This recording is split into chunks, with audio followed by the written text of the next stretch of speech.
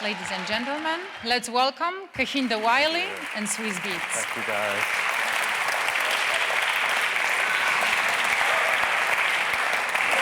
My brother. So, made it through the storm. We did indeed. How y'all doing? From Saudi Arabia to New York to Miami, from Nigeria to Senegal to Miami. jeez.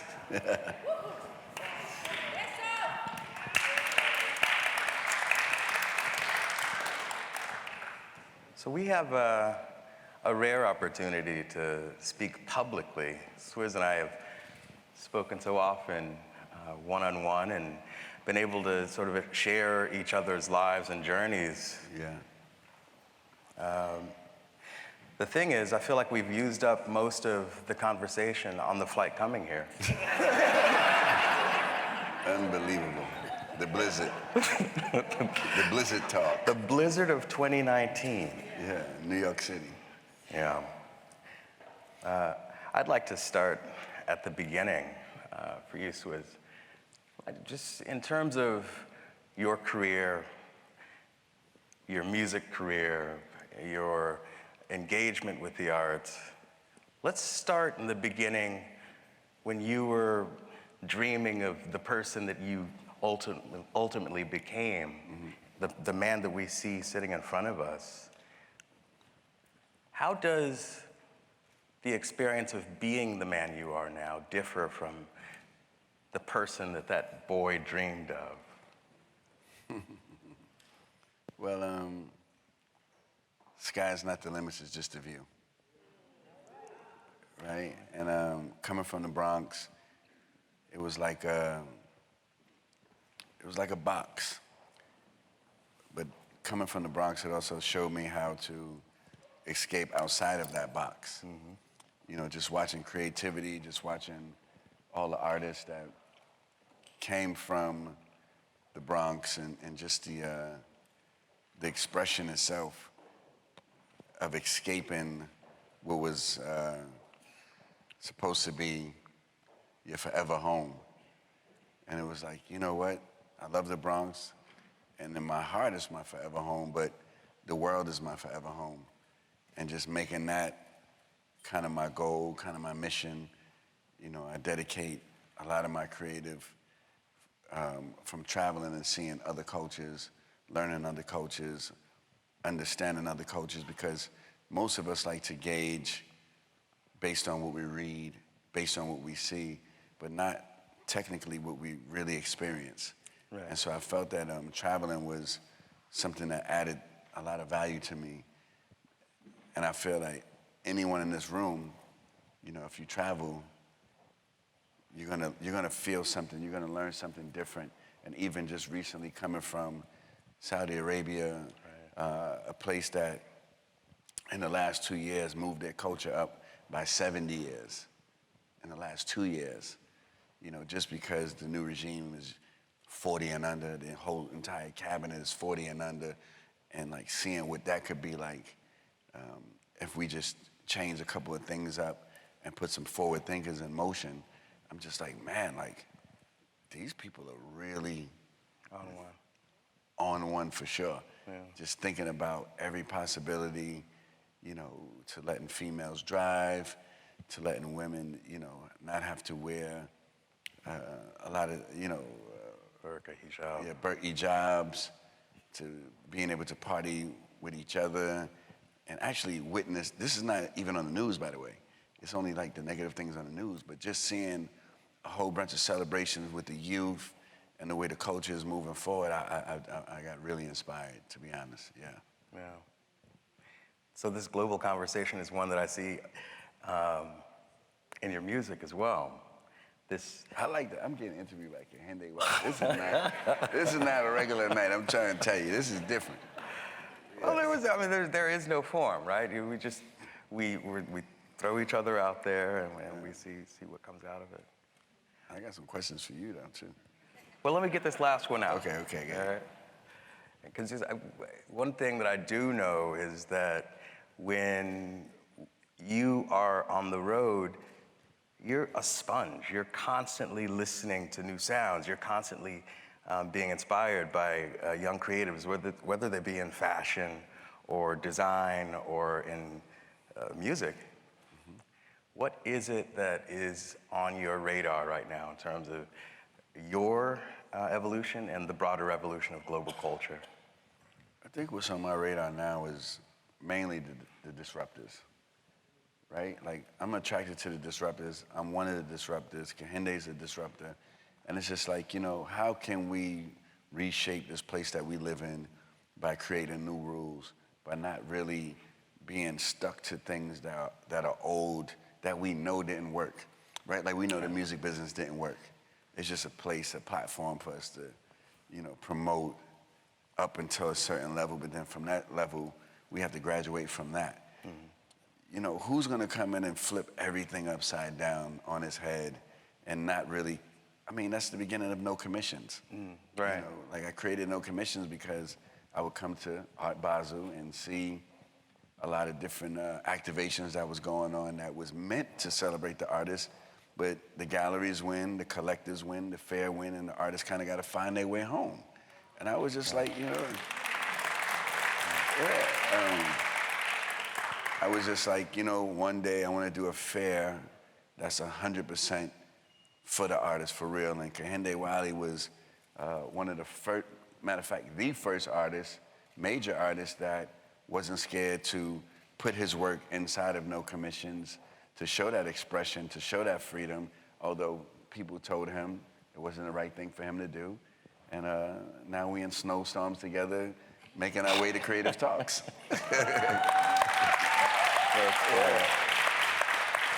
I think part of the reason why there was so much initial kickback between, I would say, my protectors and this conversation with you has to do with the fact that the art world, as I've come to know it, has been this ivory tower that by design has been exclusive, that has evolved traditions where people feel intimidated by it. I meet certain people who I bow to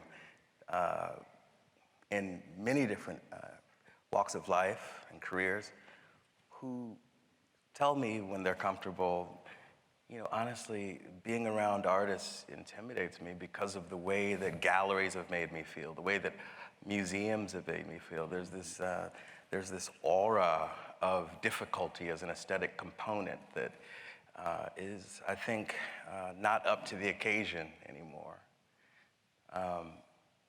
But it's really cool that you were able to find a space here that is authentic.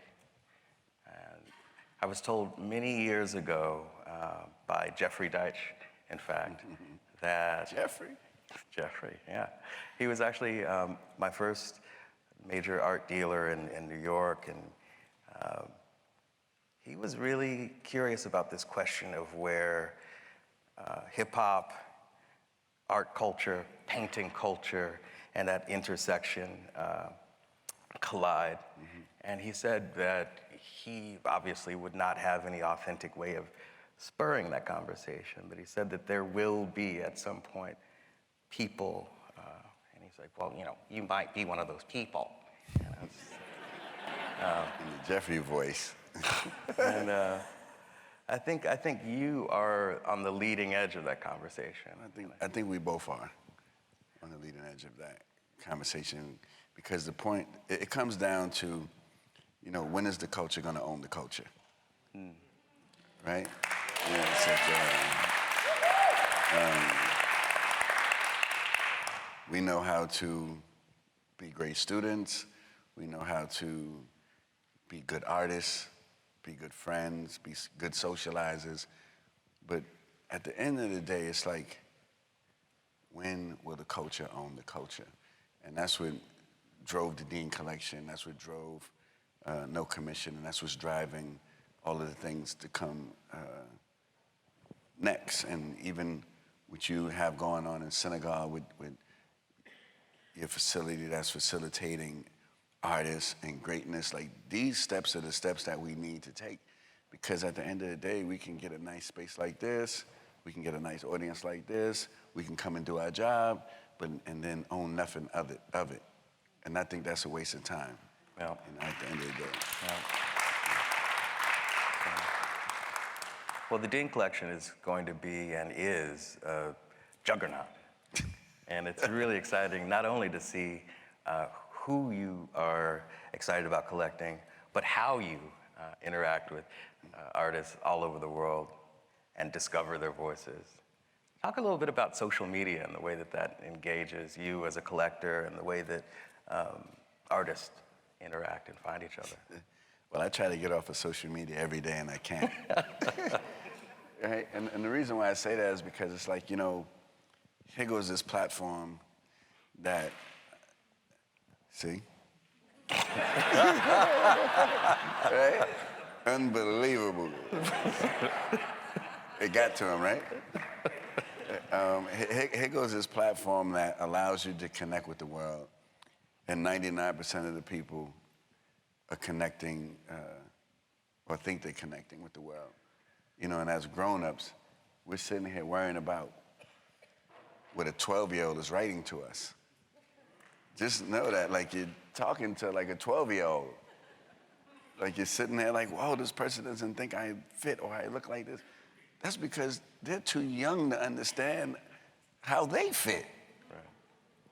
But what I noticed was when I was using social media as a platform and I was promoting other artists, and then I seen the response, the artists were writing me back and saying, wow, thank you for putting my work up. And I was like, well, your work is amazing. And they're like, no, thank you for putting my work up because galleries that wouldn't talk to me want my work now. And oh, by the way, my show sold out. I'm just like, holy man. And I was like, the Dean Collection is not just a personal thing, because that's how it started off. It started off as a personal museum that I wanted to have for my kids and just put amazing artists in there that's living, that we can all know and eat together and communicate together and start this entire community together. But then I started putting the artist's work out there and it started creating a community for them as well. So I was like, wait a minute, this is not like a solo thing. This is a we thing. Yeah. And then it just helped me open up the entire platform globally. And then I came with no commissions, and then we traveled that globally. And for me, that's why I can't get off of Instagram, because the way that I'm using it, I know that it helps so many lives, and I would be selfish to cut those people off. Mm-hmm. Yeah. Now, how was it? Because you see, this guy is smart. This guy is smart. He keeps cutting me off and then leading the questions and stuff. But that's Kehinde. I'm gonna get right to it. How was it sitting in front of the president and painting the most iconic portrait of the president as the first African-American president and the first African-American artist piece to be hung in the White House? What type of pressure was that, man? How drunk did y'all get for that photo? All right. Fair enough. Turnabout is fair play. Man, I mean, listen, let's face it, it's a major achievement, and it's gonna be on my tombstone, I swear. But I wouldn't have it any other way. This is really engaging with history, and that was something I always wanted to do as a kid. I grew up as a child in a house full of kids, one of 6, single mother. You know the story, welfare, 1980s. My mother just wanted us out of those streets. She wanted us to find art education on the weekends, to have just something to do. What I fell in love with was the history of art, the history of making things that look like things that great masters, in quotations, came before us did. And that obsession with history led me to find a vocabulary of power. And that vocabulary of power has evolved over time to mean a lot of things to a lot of people, even if you don't know that they do. the way that we crop a body in painting is received in the way that we look at filmmaking, the way that we properly frame a body in terms of sculpture is received in the way that we think about painting itself. The heroics of power, the grandstanding of powerful men throughout history is something that I've devoted my life to. And there was something great about taking this transformation act that happens with paint and allowing it to transform the lives of other people. I wanted to have those paintings that we see in the Louvre exist with that same state of grace, but have people who happen to look like me inside of them, right? So I took to the streets. I took to the streets of Harlem first, where I went after studying at Yale. I took to Brooklyn. I took to increasingly international spaces, Sao Paulo, Colombo, Sri Lanka. I wanted to look at the global South, looking at black and brown stories, black and brown bodies in relationship to power. And I created a number of bodies of work that were about negotiating power from a point of view or perceived place of non-existence within power. And then, of course, I get the opportunity to interview, because you never just get the job, you interview with Barack Obama about the possibility of getting the painting. Tell us about that. So, in the year of, I believe it was, I can't remember the year, so I don't want to screw that up. I know he's still the president. I'm in the Oval Office. My hands are shaking.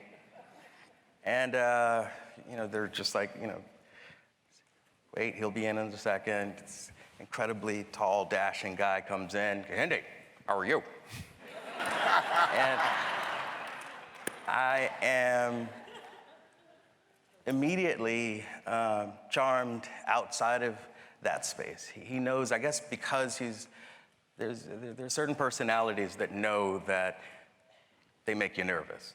And so they've evolved, and he's evolved, a way of making people feel comfortable. He said, you've spent your career making the unknown known. You've taken people who were in underrepresented communities and placed them in a space of representation in a radical way.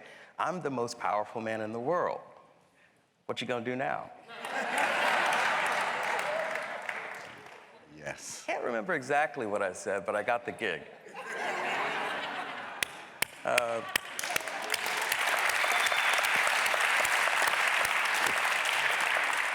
You still didn't tell us the drink you had.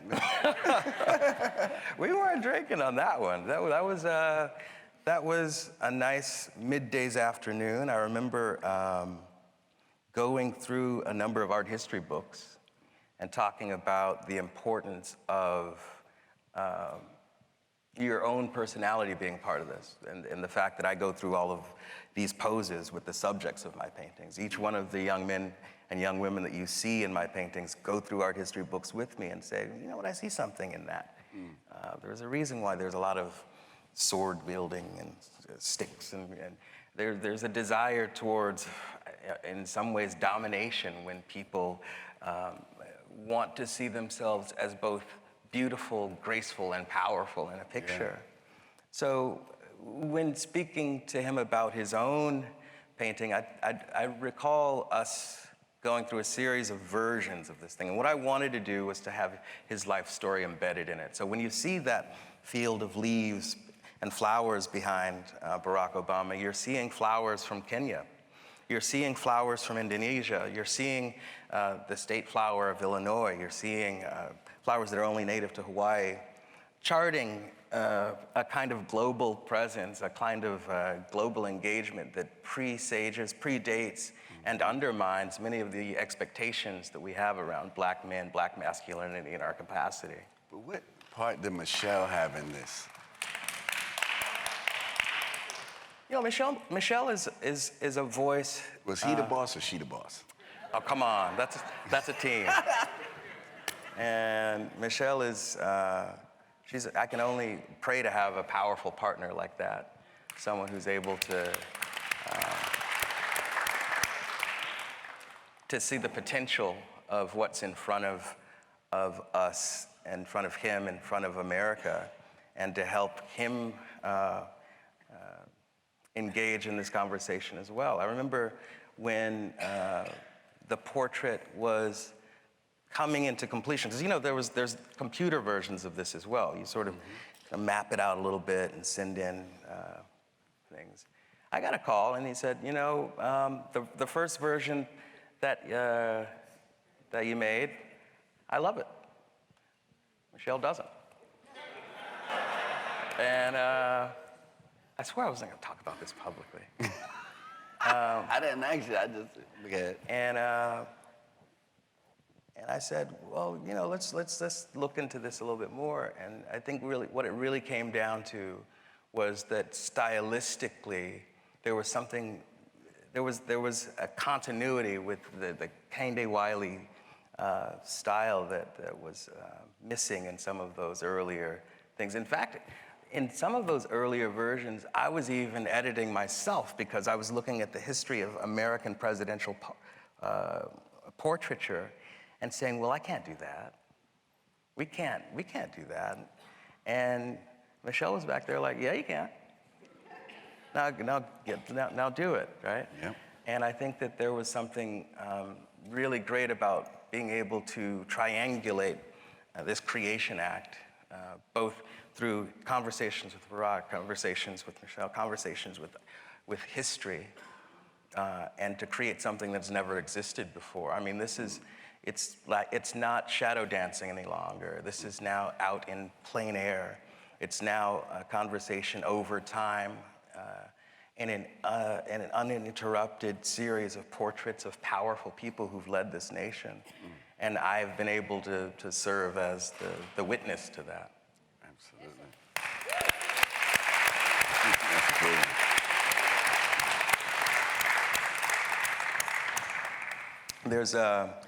There's something really great about stepping outside of yourself and stepping into history and creating legacy, and that's what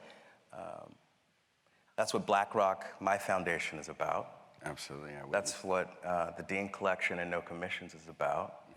And I understand that many of us are here to hear about where our careers have come from heretofore, but I think one of the most exciting things that's going on in my life is an engagement with Africa and an engagement with Senegal to begin. Many years ago, I went to Nigeria to find my father. My mother and father separated before I was born. My father was the first from Nigeria to come to America and study, where he met this young lady who was the first in her family to get out of Downsville, Texas, just outside of Waco, where she joined the Marines, went to Okinawa, got the GI Bill. Now she can afford to go to any school. She goes to USC, UCLA, where she meets my father. And then they have me, and he goes back to Nigeria. I grew up in South Central Los Angeles, never knowing my father. At the age of 19, I decided I got to meet this guy. I didn't know what he looked like. I didn't know where he was. And what happened is I jumped on a plane, and over a series of 3 months, going from location to location, I was able to figure out where he was. It turns out he was not easy to find. One man in the most populated urban area in sub-Saharan Africa. I went from university to university knowing that he studied architecture. Didn't work. Someone said his last name comes from this region. Go there. I did. His name is on the door of the architecture department. From there, I meet him, and we develop a relationship that has abided over all of these years. But what it really set fire to was a relationship in an authentic way to Africa that so many African Americans yearn for. I grew up as an American in black skin. I understand African American identity in my bones. But to be able to go to my father's village and to know where his father's father's father's father is buried is insane. And then it started a broader conversation with cousins and aunts and uncles, artists in the capital cities, Lagos, visits to other places. My first port of call was Senegal. Back in the day, that was the only way you can get to Nigeria. And then I just decided, you know what, let's make a studio space there. Black Rock is now a large studio space that invites artists from all over the world, independent of nation, independent of race, independent of gender, allowing the world to witness Africa from the ground up.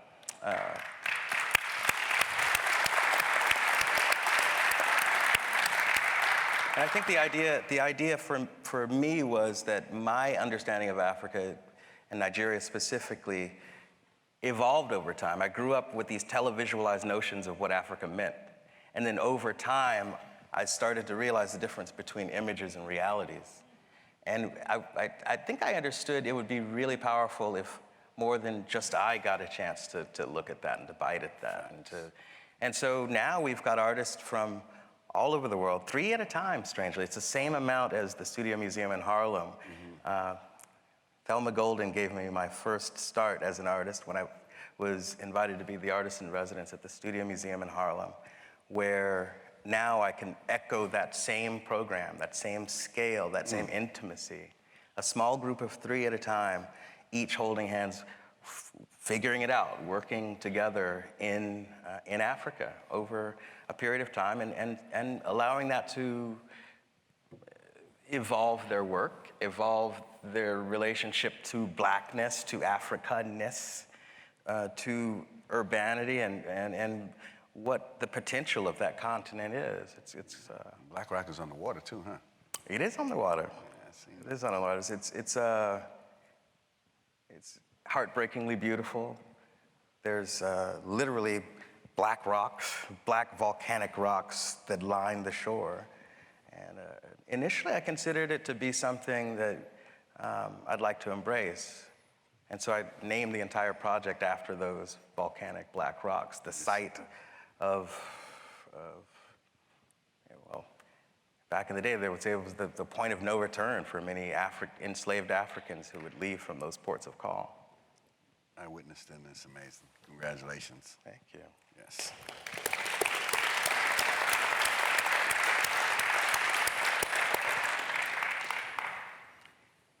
Painting culture is something, but each place that I've been to in, I would say, sub-Saharan Africa, and to some extent, Northern Africa, although I have less experience there, has so many different cultural temperatures.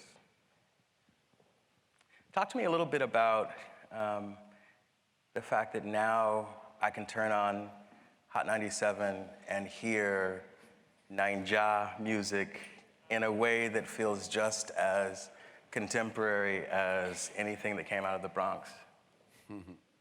Well, I'm a little part of that. Right?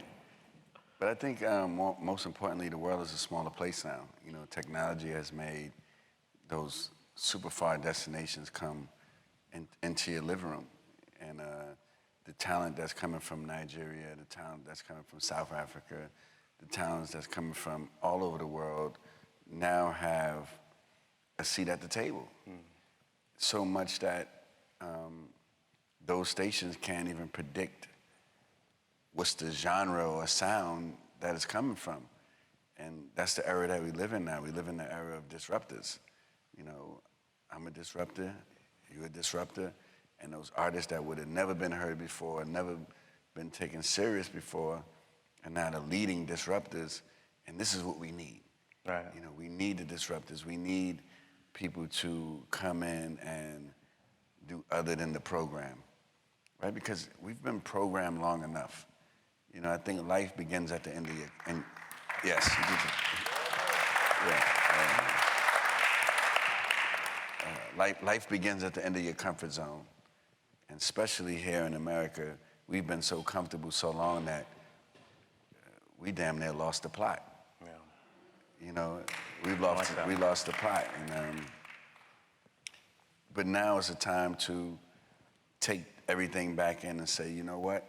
How can I be uncomfortable to be successful and then be comfortable again? Like, we kind of got to make ourselves uncomfortable, because everything that we based our basics offer are different.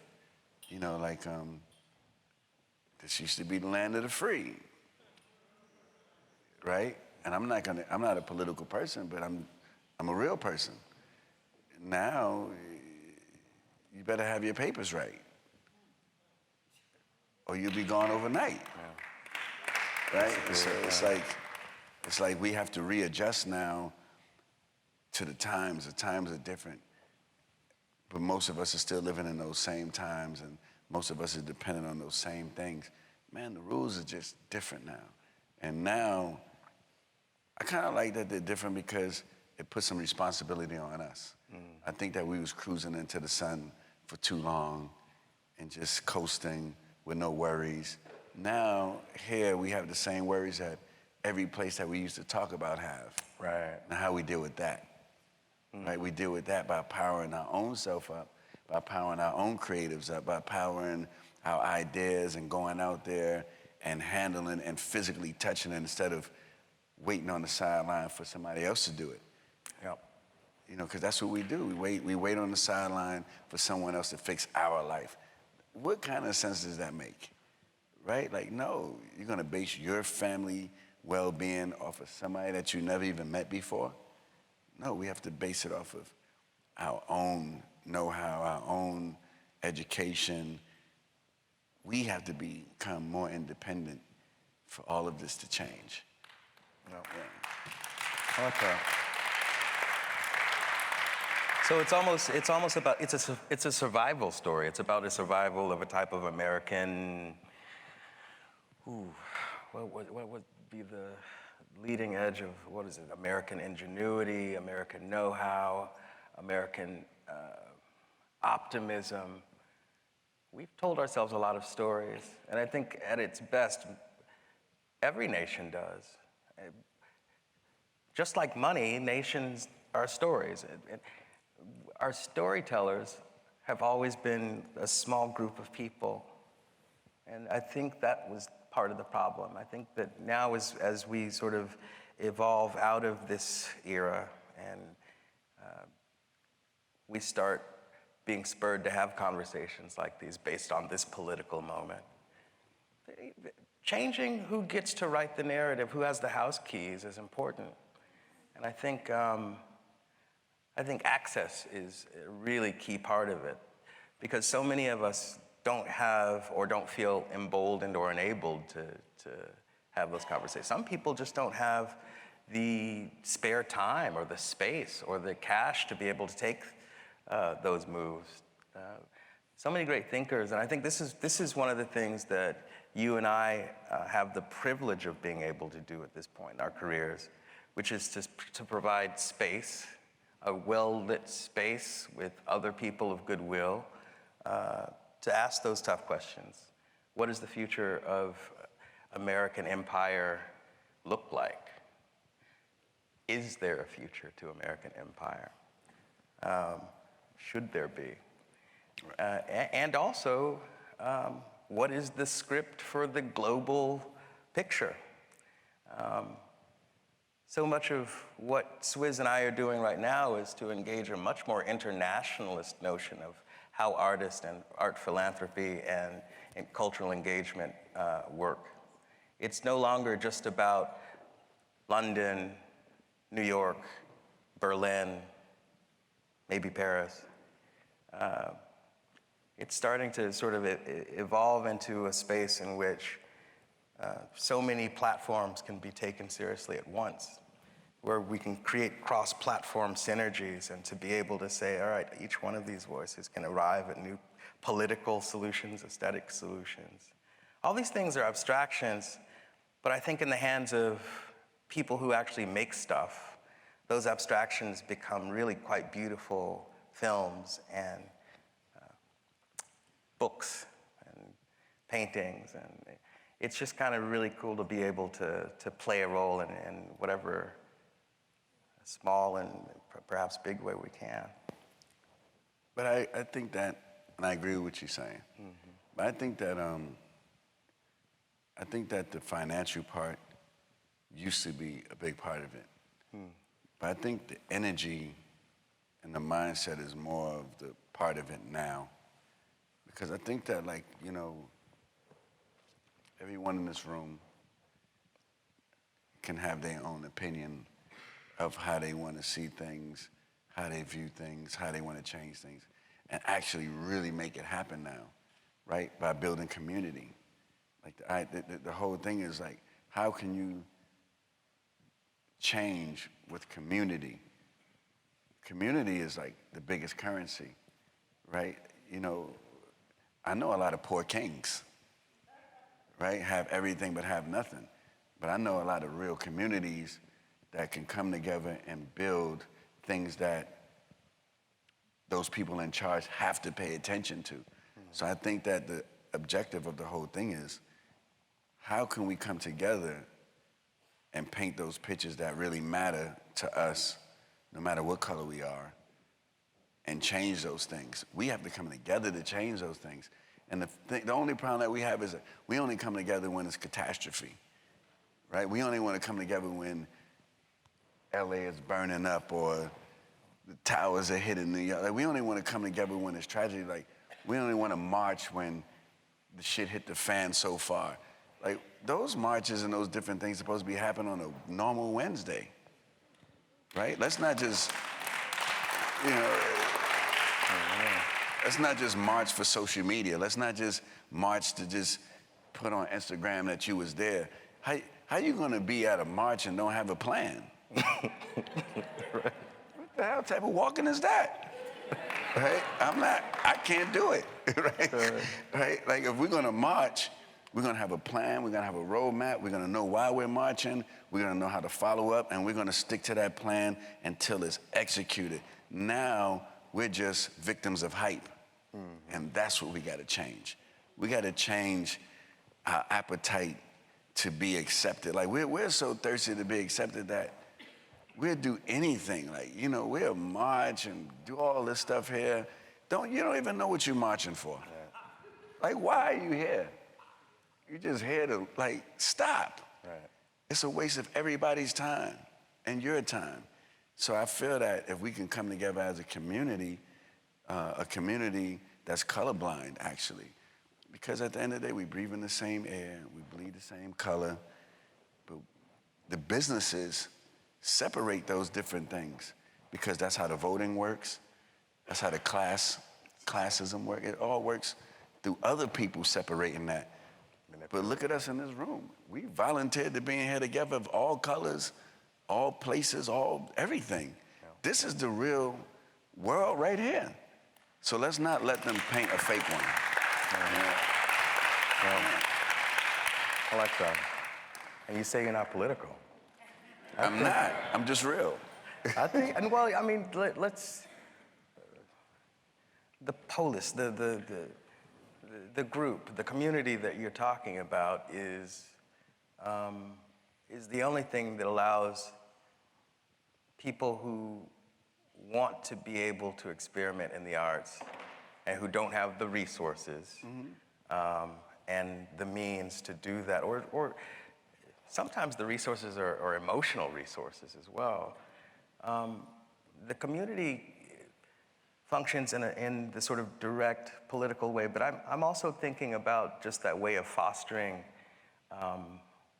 real... Hold up. Where are they sneaking out? Like, where are y'all going? All this sneaking movement. You see this? Okay, go ahead. I'm sorry. They just was being loud and sneaky at the same time. I just couldn't take it. Not loud and sneaky. Yeah, loud and sneaky, all this big walking. I can see you, man. This Kehinde talking, like, what are we talking?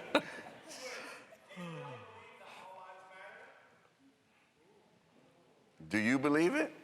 I mean, I'm just going back to the statement you just made, right? Like, the idea of being colorblind, and the idea of that being the reason that you're able to exist in this room. You just asked why people are walking out. Like, that's exactly why.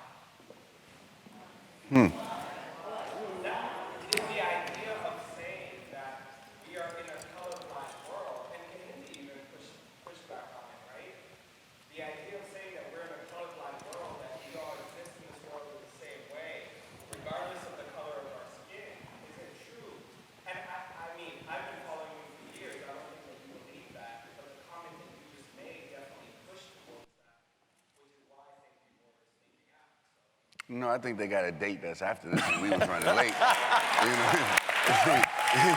ain't got nothing to do with that. You know, that's what we like 2 hours late. You know, shit. Like, we done made it through the blizzard in this motherfucking man. You know, it's like,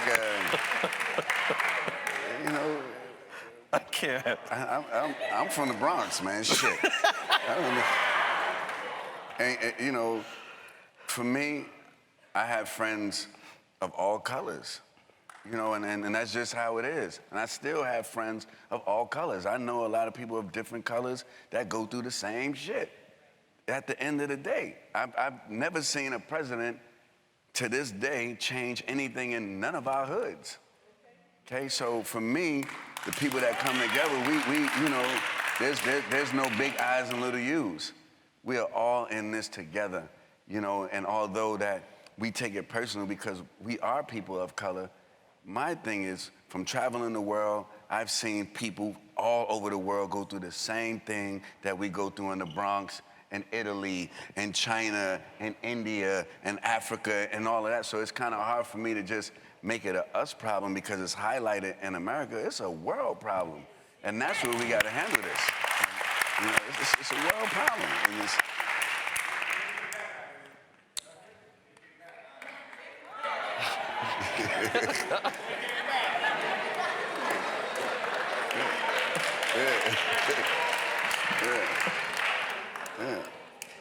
Maybe we should ask them why they left. this is the talk I've been waiting for. Right? Fired up.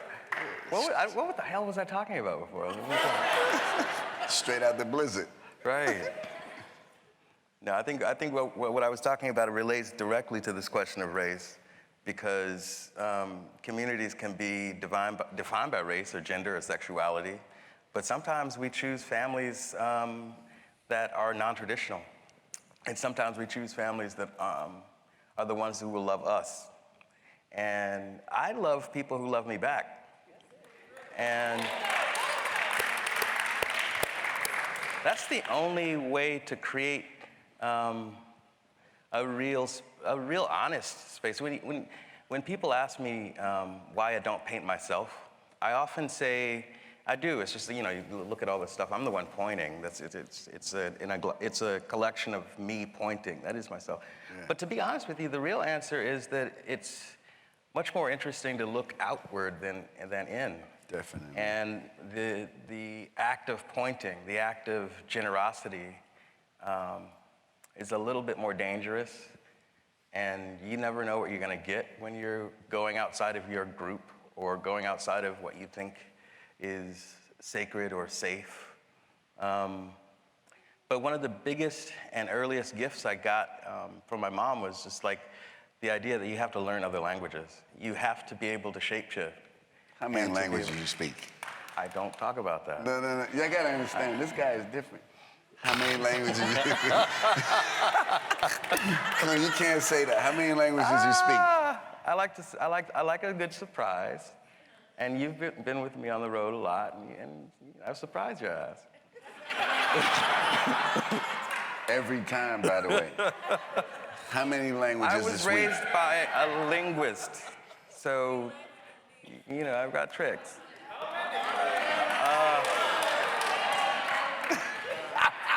This is the talk. This is the talk. You brought up language. I forgot about that. Well, no, I was talking about language as a way of, like, getting... Pivot, motherfucker, pivot! They're not gonna let you get past this. I'm telling you. I speak... I would say that I dream in English very well. I speak one language very well. Everything else I attempt to get to. I'm not gonna go there.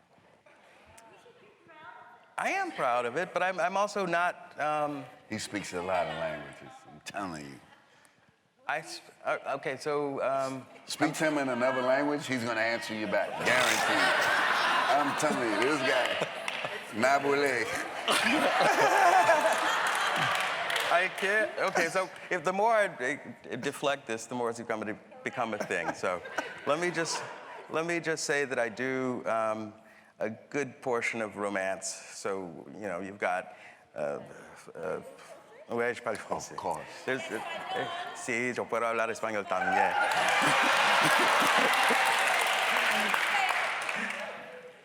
But I want to say there's a difference between being able to Speak Chinese. communicate. 对，我可以说中文，我说的不好。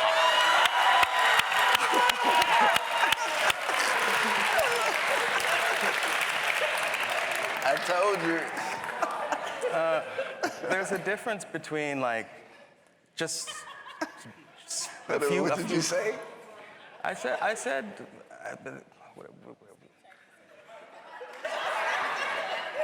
That was good. Hotel Kehinde.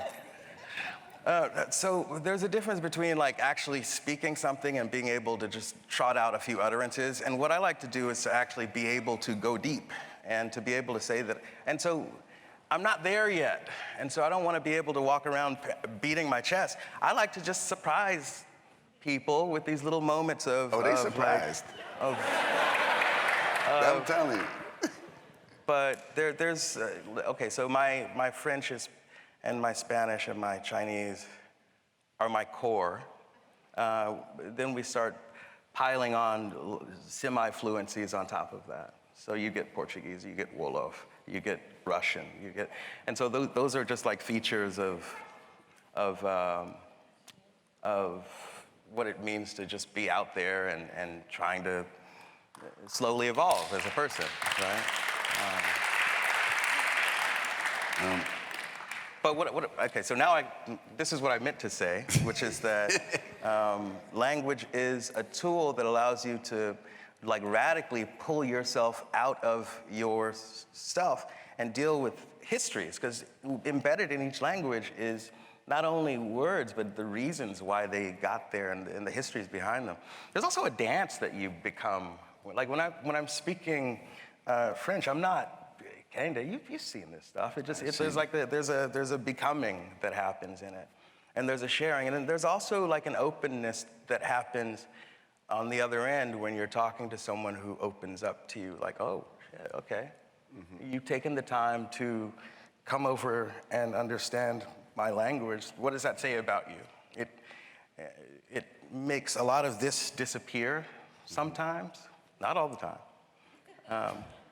But it also allows people to see you in a context that's not othered as much.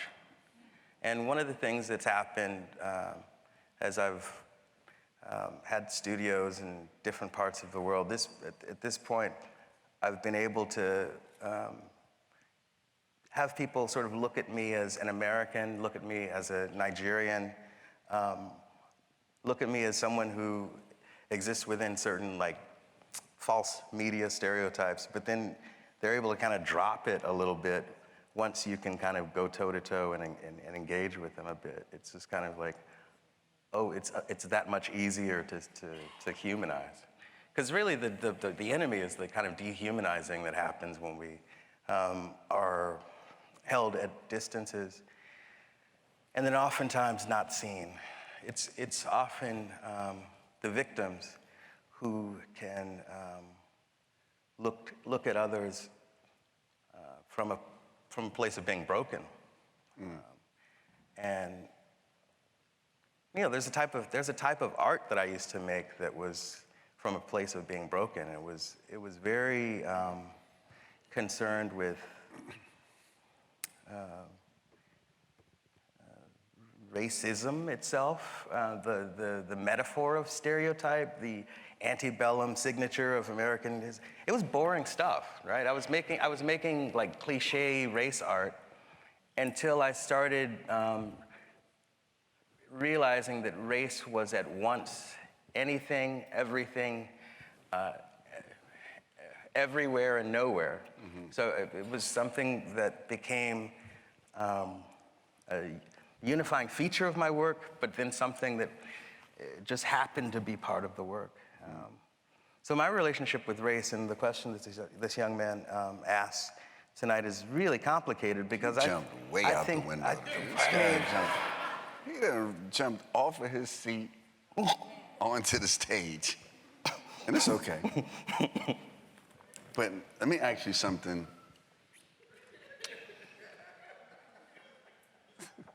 Focus. No, I'm gonna get to the real shit right now. I'm sorry. So what do you think about all of the women in the world, right? And it still makes up. What do you feel about that we have so many amazing, beautiful women, talent in the world, and it still only makes up 1% of the art industry? What do we feel about that? Well, I think it's something that we have to. Yeah, it was cold, and we literally went from the airport to here, so that's why we're both. You don't have a colorful suit on. You know, Kehinde dress. You know the outfit he had prepared for y'all. Jeez.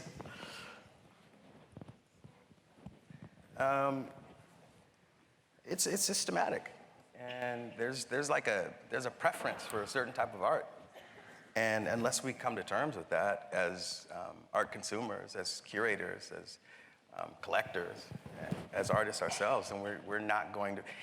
Some of it happens in art schools. I can just speak from a personal level.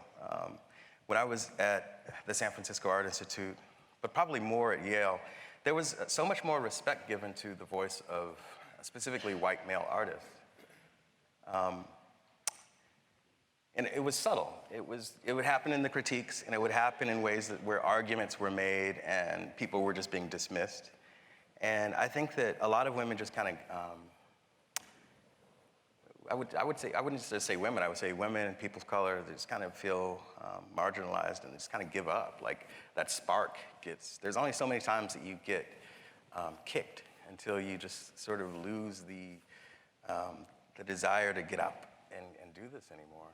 It's supposed to be fun. It's supposed to be a space that allows you to kind of feel championed. It's also supposed to be a place of criticism that's based on real and actual observation, not just based on some pure sexist BS. Systematic solutions, I think it has to do with numbers. Get more women of color in art schools, full stop. Get more women of color in the positions of authority as gatekeepers for museums and institutions, and for large nonprofits that fund opportunities for artists. Get more women of color into political positions so that they can then become the champions of the decisions for how municipalities engage art in its consumption. Some of these things aren't hard solutions. It's just the question of getting people to care enough. It goes back to that question of like, why are we marching? Or is it more about just taking that selfie? Or do we weaponize our political voice only when it's something that comes to a point of crisis? It seems to me that corporate interests are starting to use the voice of the people and the notion of group culture and protest in a very interesting way, and it's happening very subtly all over the place. You have to be really careful about this because you start to see like these collections of interest groups who are no longer just lobbying politicians directly. They're starting to sort of get people to act in what appears to be a socially responsible way by engaging in social groups on the internet, by engaging in social groups in public space.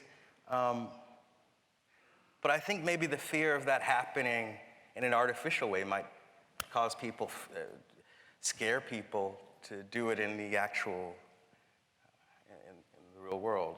Mm-hmm. But the bottom line is, it comes down to real access, checks being written, decisions being made. I think it's all bullshit. No, seriously, I think that it's all bullshit. These corporations have aligned themselves to know how to navigate the weak, right? And the weak being us as the creatives, and we're only weak as our brain is. And that's why I push, and we push education. You know, to all the creatives out there, you have to be educated to be who you feel you really are. Because, you know, you take all of this time putting it in your craft, but can't negotiate a contract, can't, you know, build your company, can't think beyond your canvas, and this is what's hurting us. What's hurting us is not being able to have a mind of our own, to be able to take something, build it into something, navigate it into something, have an exit strategy, and actually have the fruits of your labor. You know, too many creatives, we give it away. We spend all of our lives giving everything away. Talk to us a bit about some of your ideas. I know that you've got some really exciting ideas about how that very problem can change. And how are you engaging that? I mean, I'm a victim, right? Like, I'm a victim, I'm a past victim of that. I'm not a victim anymore. But, you know, I took the music industry, for instance. It was a place that that helped me feed my family, helped me get from A to Z, gave me trophies, all these different things, but it's the worst business in the world. If you take the music business and apply it to any business, it will fail. If you take the music business model of finance, it will be criminal in the banking world. I just happen to pay attention to those things a little bit more than my peers.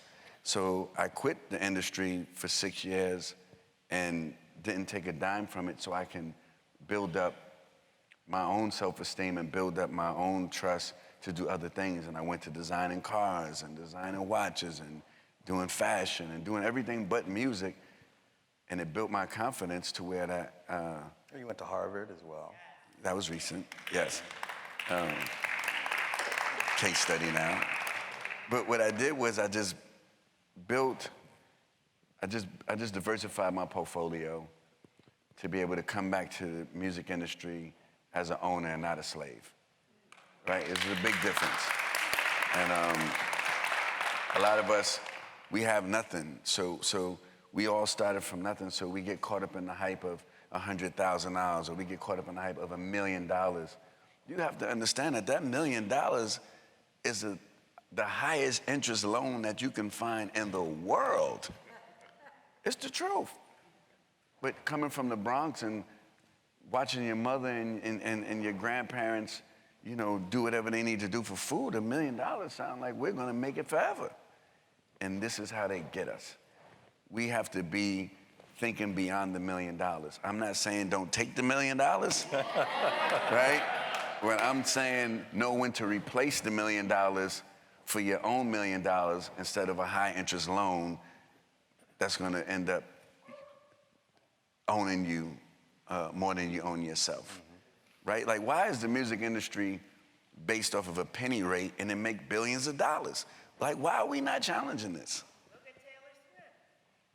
Look at Taylor Swift. You know, look at everybody since the 50s. You know, nobody's, and I can go up there, like, this is the worst part about it as creatives. We know that these are problems. But if I have this issue and I go to challenge it, I will be the only person standing on stage, although the entire group agrees with me. That doesn't make sense. Huh? Compromise? Like professional or? Yeah, of course. You know, of course. And you have to put skin in the game. But you have to know when to take that back for yourself. And you have to know when to transition yourself. You know, even these jobs that we're working, you're taking these companies, they're breaking records, they doing these things. These people won't even give you a congratulations. It's like, oh, that's what you're supposed to do. That's what you know how much time I'm spending from my family to build this goddamn company? That's what I'm supposed, no. What about that's what we supposed to do? And I feel that everybody's supposed to participate in the growing, in the wealth of everything that's happening. And that's where people got it wrong. There's no big I's and little U's. This whole room came together to hear us talk. We would be talking to the goddamn seats if it wasn't for the people. The people, we move together, we stand together, and 2020 is my vision of bringing that together more than ever for the youth. Because the youth is gonna be the ones that change these rules, change these dynamics, disrupt this, and this is what it's about. Beautiful. You get me passionate about that. It's I know. I don't want to tip too deep into your 2020 plan. Yeah. Get details and playlists, playbooks. But I'm excited to see where you go and to see this new series of ideas that you have. I always wonder, like, how far I should go publicly talking about the plans that you have, the plans that I talk about with you. Because I know that there's some stuff that I have coming down the pipeline that if you said anything about, I would be really mad. You could talk about what you want to, whatever you want to talk about, I'm ready to talk about it. Well, I mean, okay, so there's this really amazing space that you have, which has gone public. It's in I've seen it in a number of papers, upstate New York, and it's acres and acres and acres. I mean, it's a campus, and it's a space that holds so much promise. It's brilliant architecturally. It's kind of like something that was just there and nobody was thinking about it. And you said, you know what, I know what to do with that. Why don't you talk a little bit about that space?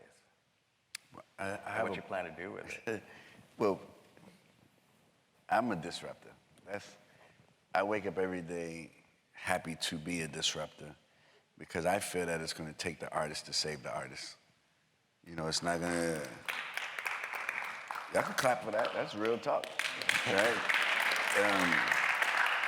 I feel like the business people, no disrespect to them, we love them for things that they do. But, you know, but they got us mapped out already. Right. They got their plan on how to take advantage of us already. You know, most of the times, right? That's why it's business. It's not personal. But I take it personal as a creative. And I'm like, man, you know, as much as the creatives contribute, why we don't have our own institutions? Why we don't have our own property? Why we don't have our own places where we can recycle the energy of greatness, we can recycle the energy of education based on what we know and what we feel. And so when I looked at this property, I was like, man, you know, I went to the Google office in LA, and it was a great meeting. It was a meeting that I wanted to have for a long time. They accepted this meeting. I went to this meeting, and when I walked in the building, I said, God damn it, I'm thinking too small. I'm looking at this campus, and I'm like, I'm thinking too small. Why we don't have this as creatives? I'm in the meeting is going my way, they tell me all the things I want to hear. I'm so gone from the meeting. I swear, I'm not in the meeting at all at this point. My mind is gone. I'm thinking of a campus. I don't even remember the rest of the meeting. I just remember, have a nice day, thank you for having me. You got triggered. I got inspired. Yeah. And then I went and I started looking at properties. And then I found this 120 acre. 120 acres. Yes, 120 acres. Yes. We could do a lot of parties there. You know, and I was just inspired, and 2 weeks later, put a bid on the property, and the rest they leaked out. Yeah. It did leak out. They did a hell of a job leaking it out. Man. But I just think that instead of complaining about everything, we need to like get our hands dirty a little bit and come up with the solution and be more solution-based than victim-based? Like, Well, this is exactly where you were in the conversation before. You were saying that it takes a community, and we were talking about education and breaking some of these barriers. And I think creating your own institutions are it. Well, I was about to say one thing, just because okay, so you can be first question after that. I started off in Africa thinking I just wanted a cute little art studio on the beach. that's different now. Well, I mean, that's it. I've been there. And sometimes ideas don't come fully formed. As painters, as sculptors, I think a lot of creative people recognize that it's in the doing that you finally realize what it is that you want to do. We all pretend like, oh yeah, we had it all figured out in the beginning. But we all know that it takes a lot of failed paintings and a lot of happy accidents that really make... You got failed paintings?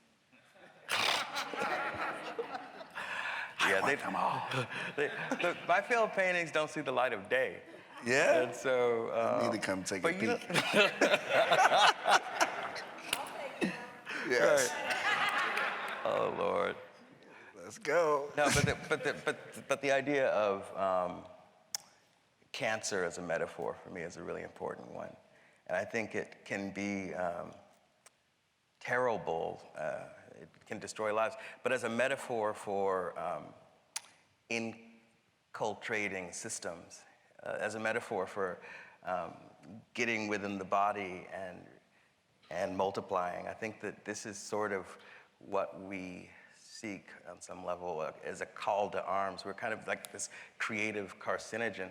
We want to be able to say that there is a do-it-yourself ethos to it, where it's about providing tools, it's about setting up a set of interactions and then allowing chance to come into the picture.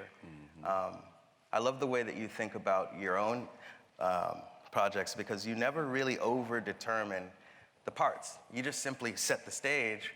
Here's a few players, go. BlackRock as an institution in Africa started as, I swear to God, I wanted just a little art shack on the beach.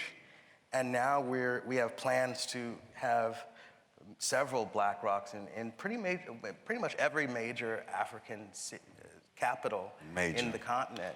And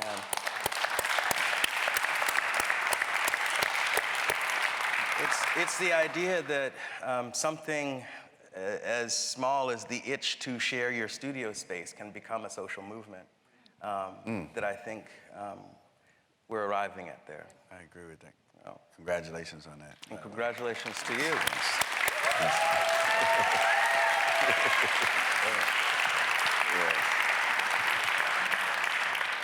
All right, so question number 1 out of 5. Sorry to interrupt you. I'm so enthralled by this conversation. My question relates to a lot of things both of you said. I'm wondering if you can comment on, and Kehinde, you know this because you've been in Art Basel for a long, long time. Can you comment on the rise of the black artist at Art Basel or in the commercial market? There was a time when you come to Art Basel and there'd be like 6 black artists, you, Hank, and a couple others in the main fair, and now every booth must have a black artist. Is that because of what Swizz is doing? Is because why is that? What happened? What changed? What's the upside? What's the downside? Can you guys talk about that? Right. Well, okay, so when I first came out of art school, there were black artists. There were artists who were doing quite well, but there were only 1 or 2 allowed to be there at a time, right? And it would be a very policed thing where the galleries would be the gatekeepers, and they would say, okay, well, Kara Walker this week, Glenn Ligon this week. And what that fueled was a really toxic environment, not just for the artists, but for the marketplace. It was not fair that all these other voices were not being heard because we were all losing on a whole generation of creative voices. what happens is that the art fair comes into the art industrial complex and it disrupts quite profoundly. I wanted to say like a motherfucker, but quite profoundly. You said it.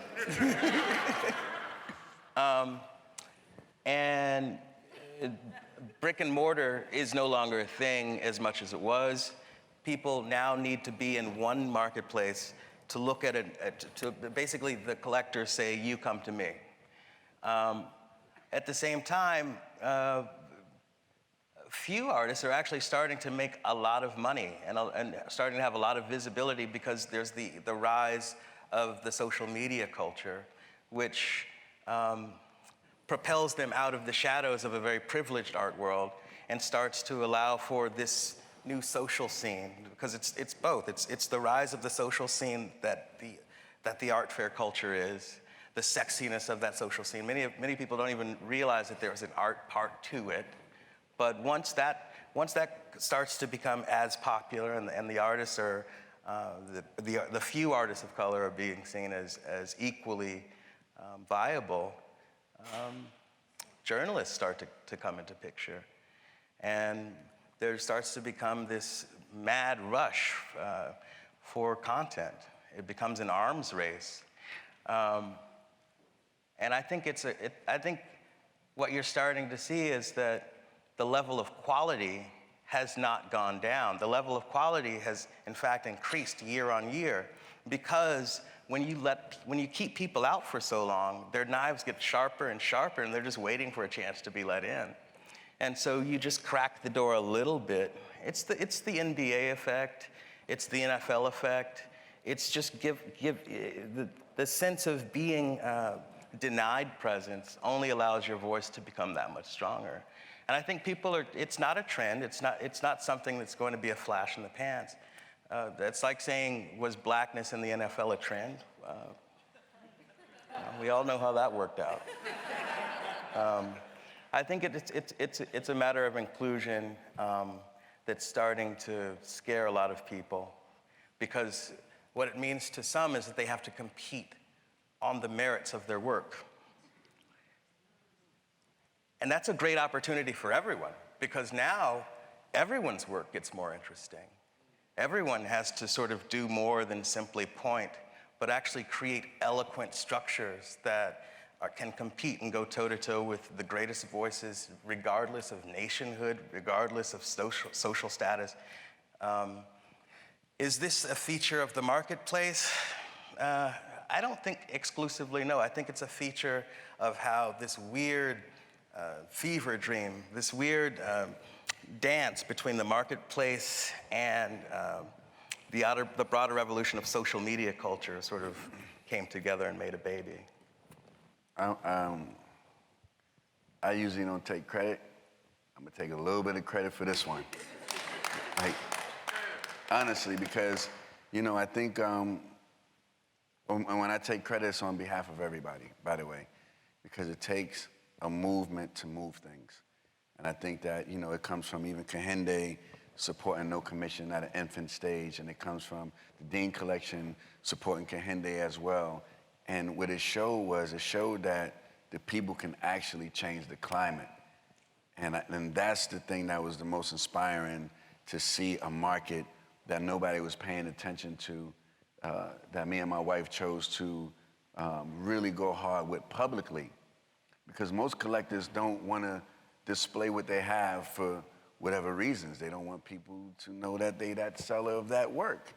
In our case, we haven't sold work in 20 years. We don't care about those things. And I feel that the more patrons that we have on this side can push a different language. And a lot of people, when we do a lot of interviews, and I do a lot of interviews, they like to put me in the box of African-American collector. No, I'm a collector, period. Right. I've been collecting works for many years. I just felt that we weren't collecting our own work, so then we doubled and tripled down on the African-American market, and then we're able to see it go to the level of where it's at. But I love art from everywhere, and I love art from our culture, and I love art from living artists, because those are the artists that are gonna push this envelope further. Me and Kehinde was in a blizzard, and now we're on stage together talking to you guys, and this is how the communication and the love and the partnership need to be.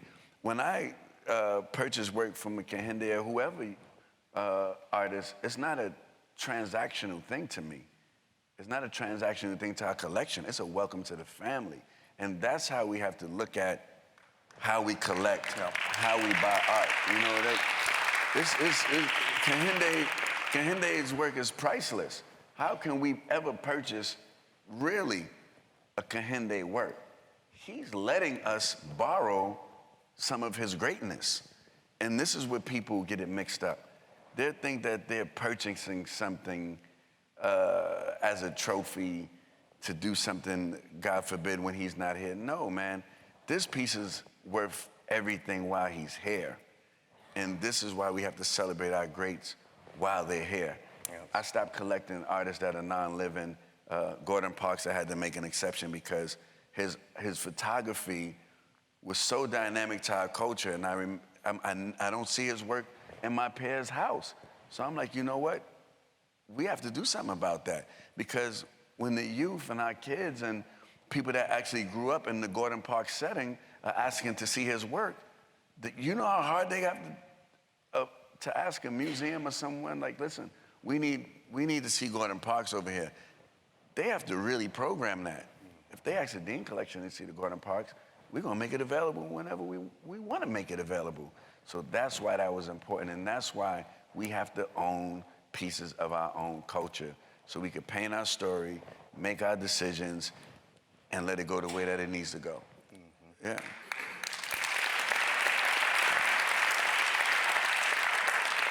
You get to choose who's talking next. Okay, who's next?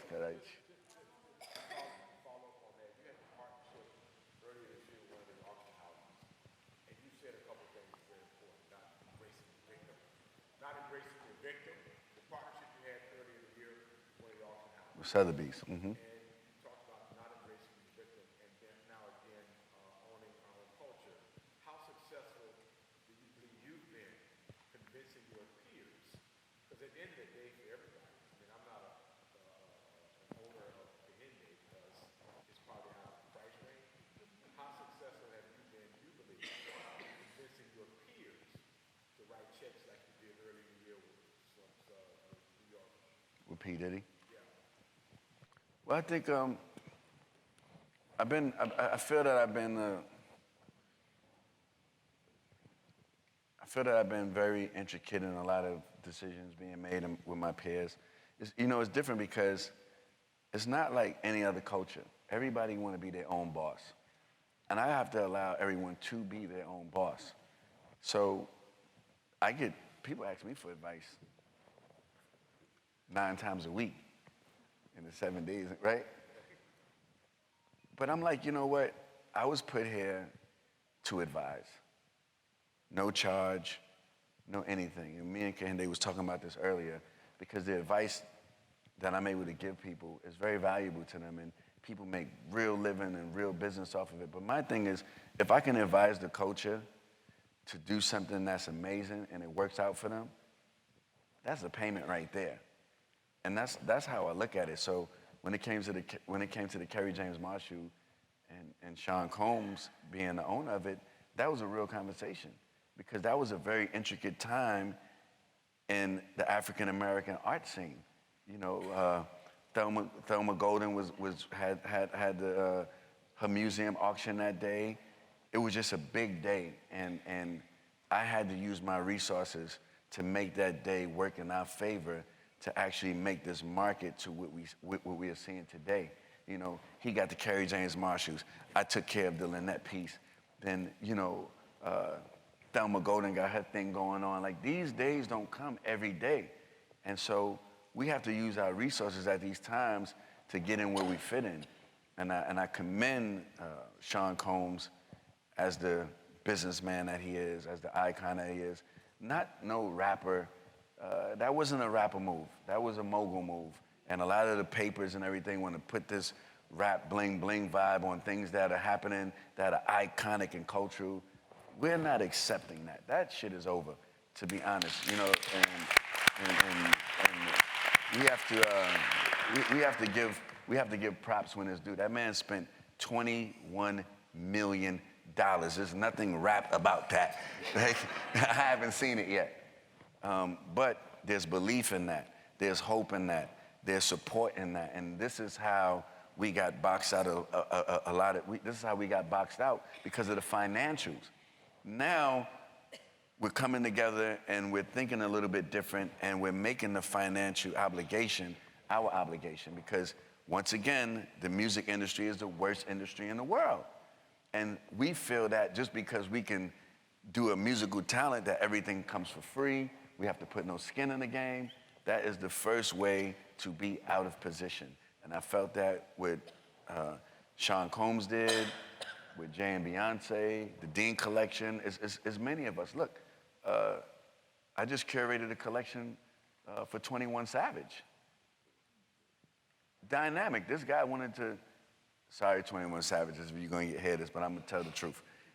This guy wanted to buy, you know, a $2.7 million Ferrari, and he was asking my advice. And the thing that clicked in my mind was he kept saying, you know, I want to get this car because it's going to hold its value. And I'm like, he keeps talking about holding the value. I know damn well this car is not going to hold the value that this guy is thinking about. So I said, you know, out of the 2.5 or whatever, give me 500, which your accountant and people would manage. Let me show you a couple of things. He has a Kehinde Wiley in his collection now. He has a Derek Adams in his collection. Terry James Marshall, you know, and these are the ways that we have to be responsible. We have to be responsible for the culture. And as collectors, we have to be responsible for the artists. It's up to us when we go to Sotheby's and sell a Kehinde work that he did when he was 19 years old, making 700% on that in 2020. It's up to us to give him a percentage of that sale as a collector. So we working on it. I'm passionate about this thing. Huh? You said it's us to give Collectors. The collectors. Yes, the collectors. Kehinde, I have a question. Last Now question. you got it.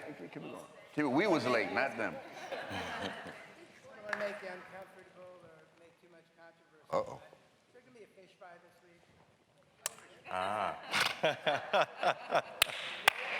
That's funny.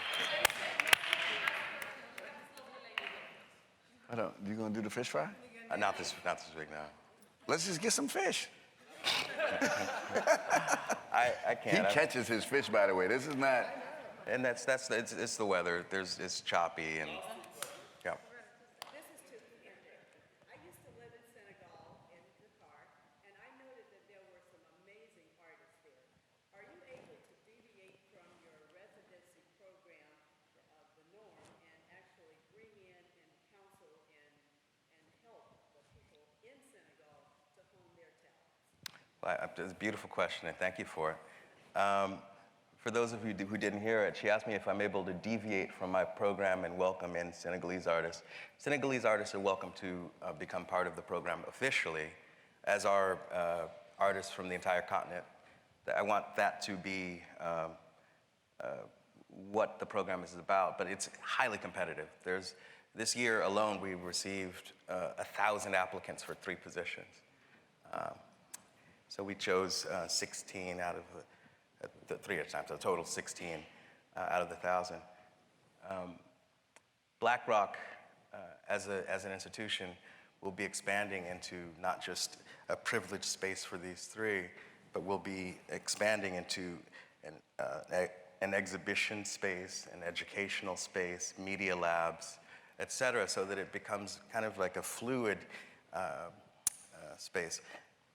But at the same time, I don't want my artists to be I don't want the artists to feel beholden to have meetings or studio visits every time somebody wants to come through BlackRock.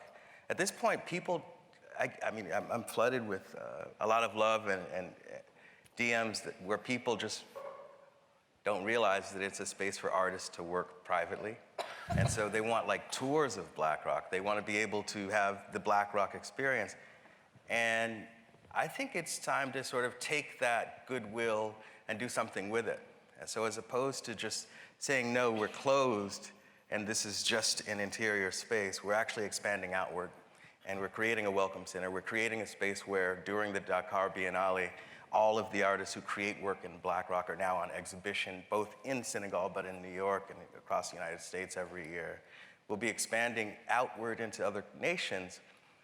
And in each new nation, you have to imagine that there's a different artistic tradition in each place. You know, some places like Togo would have an amazing weaving tradition. Some places like Nigeria would have amazing bronze and woodworking traditions, not to mention a modern music and film industry that can be sort of leveraged into a really beautiful, dynamic program. So what it really is an opportunity for Africa to shine on a level that she deserves. And the answer is yes. Black Rock.